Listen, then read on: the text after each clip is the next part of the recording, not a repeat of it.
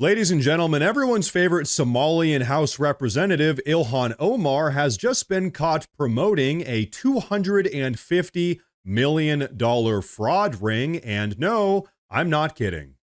You see, during the recent pandemic, a Minnesota-based organization called Feeding Our Future had claimed that it was serving food to starving children. But, as it would turn out, they were lying about all of it, defrauding American taxpayers to the tune of $250 million.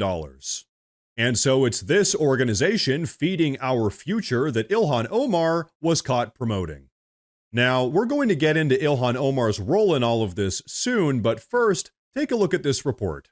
A verdict this morning in a massive case of fraud. Hundreds of millions of taxpayer dollars that was supposed to help children in need was stolen. It was a 6-week trial, but the jury needed only 5 hours to decide the fate of the woman held responsible. A jury in Minnesota has found the ringleader of what's been called the largest pandemic-era fraud scheme in the country guilty on all charges. Amy Bach, the founder of Feeding Our Future, now convicted in a plot that stole nearly $250 million from a federal program meant to feed children in need. Her efforts to lie, to blame others, to escape responsibility all came to an end. What Bach and her co-defendants did was reprehensible. Bach, along with co-defendant Salim Saeed, convicted on conspiracy, wire fraud, and bribery charges. They're 2 of 70 defendants accused of falsifying meal counts, invoices, and attendance rosters, claiming to have served food to thousands of kids per day across Minnesota, all to get reimbursed with hundreds of millions of taxpayer dollars. These are criminals that preyed on a system that was meant to feed children. Instead of feeding children, Bach and Saeed allegedly created dozens of shell companies to receive the money and launder it, all to fund their lavish lifestyles, buying luxury cars and real estate. Authorities so far have recouped only $60 million of the $250 million stolen. We just need to make sure that we put up more firewalls, more security, more ability to make sure that these criminals aren't able to prey on this. Both are held without bail, expected to face substantial prison time when they're sentenced. So folks, there you have it. 70 people have now been indicted that were involved in this fraud ring, almost all of which were Somalian immigrants.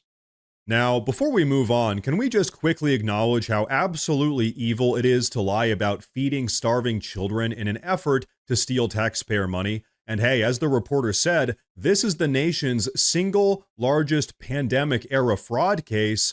Absolutely reprehensible. But okay, check this out. One of Feeding Our Future's key locations at which they committed fraud was an establishment called Safari Restaurant.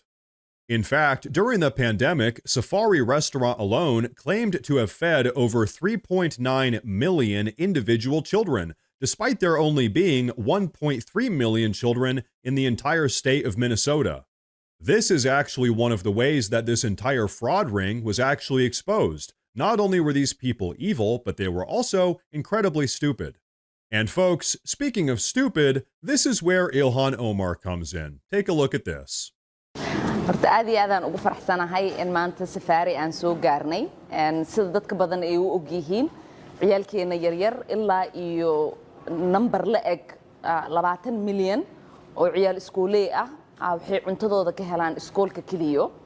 Wow, what a disgusting language. But anyway, yeah, that was Congresswoman Ilhan Omar promoting the very establishment that worked with Feeding Our Future to defraud American taxpayers out of hundreds of millions of dollars. But you know what? This entire situation gets even worse than that. You see, the only reason that the fraudulent organization Feeding Our Future was able to receive any of this taxpayer money in the first place is because of a piece of legislation called the Meals Act, which allocated money from the federal government towards humanitarian groups just like Feeding Our Future. And now, folks, can you guess who drafted and proposed the Meals Act? That's right, Ilhan Omar. Seriously, you can't make this stuff up. She herself proposed the legislation that allowed for this fraudulent charity to receive money from the federal government. Then, she personally promoted the fraudulent charity as it was stealing hundreds of millions of dollars from American taxpayers. But you know what? It gets even worse. You see, according to multiple reports, several of these indicted Somalian immigrants that were involved in this fraud ring are actually campaign donors to Ilhan Omar, which would mean that not only did she propose the legislation that allowed for all of this to happen, and not only did she personally promote the fraud as it was happening, but she also financially benefited from the entire situation. And you want to know something? As if this entire situation isn't infuriating enough, guess what? Ilhan Omar isn't even being prosecuted. Despite all of this information, the evidence wasn't deemed concrete enough. Give me a freaking break. But you know what, folks? There's something else I want you to see now. Take a look at this. Yeah, I mean, what we are witnessing is a constitutional crisis. We are seeing an executive branch that has decided that they are no longer going to abide by the Constitution in honoring Congress's role in the creation of the agencies, in their role in deciding where money is allocated. Yeah. That was none other than Representative Ilhan Omar talking about how Doge's ongoing effort to cut out waste, fraud, and abuse from our federal government's budget is a constitutional crisis. Hey, you know what? Maybe she feels that way because allegedly she is one of the massive recipients of all of the waste, fraud, and abuse. Folks, I have to be honest here for a second. I'm just getting absolutely sick of all of this stuff. You know what? I've decided, let the record show. I stand with Congressman Brandon Gill. I also think that Ilhan Omar should be arrested, deported, alongside every other immigrant that gets off on defrauding the American taxpayer. Because I don't know about you guys, but I think it's probably best if we don't allow criminal immigrant gangs from Somalia to defraud American taxpayers or to allow their beneficiaries like Ilhan Omar to serve in Congress.